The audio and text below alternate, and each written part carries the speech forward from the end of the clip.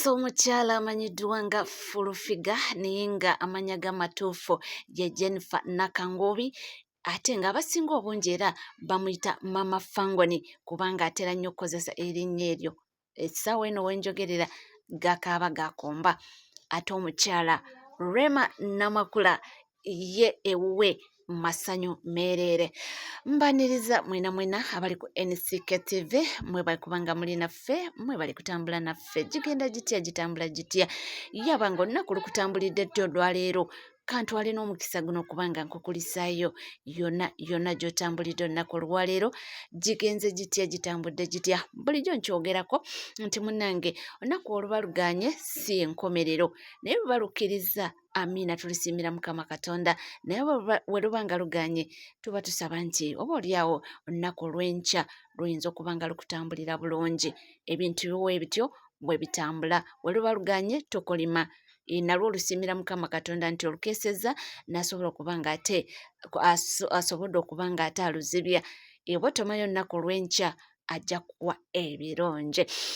Nga tweyongerayo amawulire gaffe ag'enjawulo nsobola okugamba nti mukwano ate na subscribinga ke kaseera okuba nga osubscribinga ku channel yaffe, ringinga that notification bell, sharinga, likinga saako n'okuba nga oleka comment yo.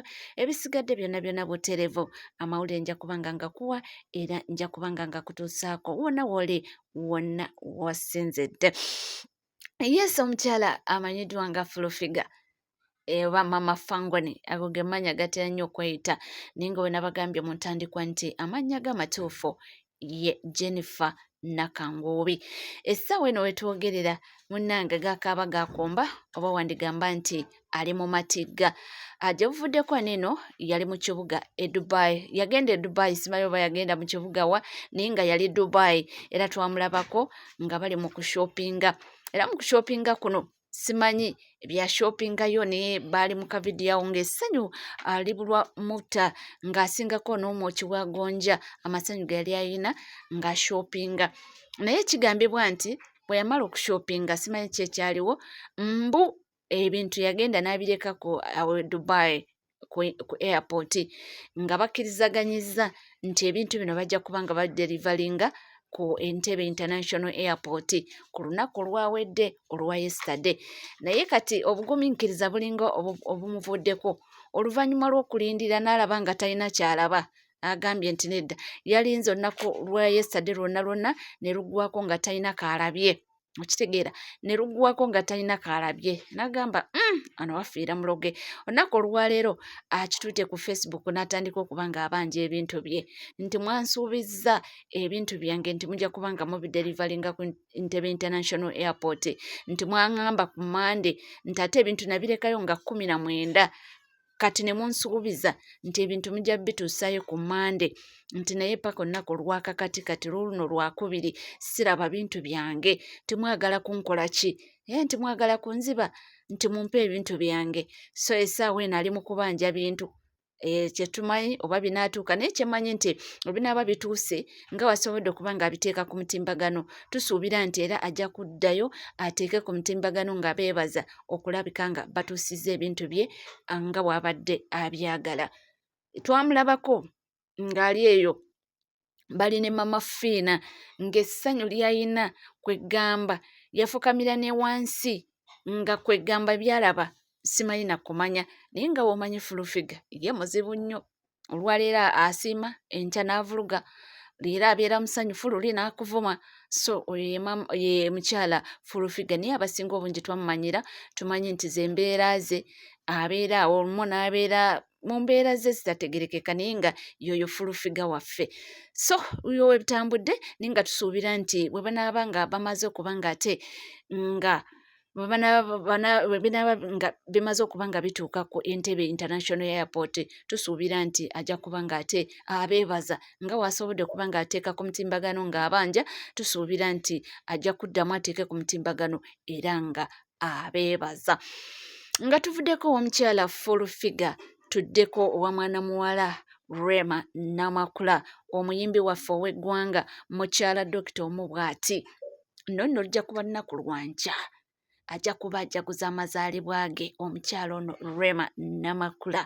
Era owedda tulindiridde nti oba anaakolako photoshoot anti abasinga munange baserebu bano bakolako photoshoot before naye tanaba kubanga atuteerako ku bifaananyi naye ekiriwo kiri nti atutegezezza nti ayina surprise gy'agenda okuba nga atukolera olunaku olw'enkya ku birthday ye era atugambye nti ye ne dokita munnange nti balina akaama ke bategekedde kagenda okuba nga asabukkulula olunaku olw'enkya naye ate mujjukire nti aludde ng'atusuubiza oluyimba yandibanga ajja kuba nga atuteera oluyimba olupya tumanya tetumanyi naye nga batugambye nti balina surprise yaffe ng'abawagizi era nti olunaku lw'enkya lujja kuba lwanjawulo nnyo lujja kuba special era nga ye omukulu dokita naye alina surprise ezize z'ategese nga Rema talina kyamanyiko yayagala amukoleko surprise oba amuteekeko surprise ey'amaanyi nnyo nga talina kyakitegedde nako oyo ye Bugunde oyo ye mwami we Dr. Hamza Ssebunya naye Rema ategezezza nti olunaku olw'enkya lujja kuba special nnyo olunaku lwe munange kubanga ajaguza amazaalibwa ge nti ate kirungi nnyo nti ajaguza amazaalibwa ge era ng'akyali ne mwami we nga bakyalina omukwano gw'ekimemete nti nno bantu bangi nnyo ababoogereranga nga bagamba mbu it will end in tears naye mbu no mukama mulungi nnyo nti asobodde okuba nga abakuumira mu bufumbo bwabwe era nti okulabika nga ate n'olunaku lw'enkya ajja kuba nga ajaguza amazaalibwa ge ng'ali n'emwami we ate mukama mulungi nti n'asobola okuba nga ate era aba blessinga n'ezzadde Rema agamba nti musanyufu nnyo era asaba busabi mukama Katonda olunaku olw'enkya lutambule bulungi nga bw'akibaze era nga bw'akola ki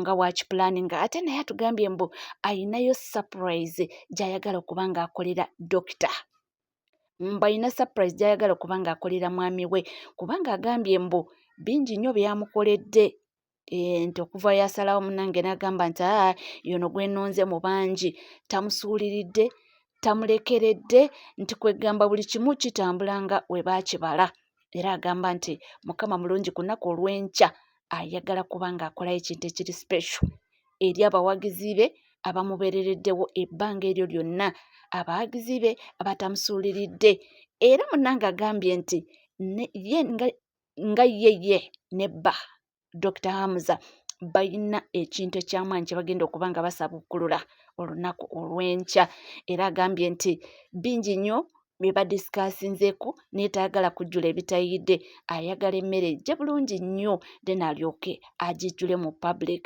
agambye tayagala bakopesa kubanga nti bw'anaabakopesa mujja kubyonoona ayagala ekintu kitambule nga bw'akibaze oyo ye mukyala Rema Namakula olunaku olw'enkya ajja kuba nga ajaguza amazaalibwa ge butereevu era naffe tuli basanyusu munange tuba tumuyozaayoza yadde ng'olunaku lujja kuba lwankya naye we tusuubira nti wano we tutuuse definitely tulinga abagenderedde kubanga tutuuka ku lunaku olwo olw'enkya era tumuyozaayoza okuba nga mukama mulungi era amukumye okuba nga amutuusizza ku lunaku olwo tebiba byangu twabirabanga ng'akyali sayidi y'eri naye eyo twavaayo eyo katugamba nti yali history kati ssaawa netutambulira ku bino ebiriwo agambye nti munange ayina akaama kakubye omwami we naye taagala kukola ki kubanga akatubuulira nti ffe tulina olugambo mbu abantu balina olugambo wanaatandika okuba nga ababbirako mbu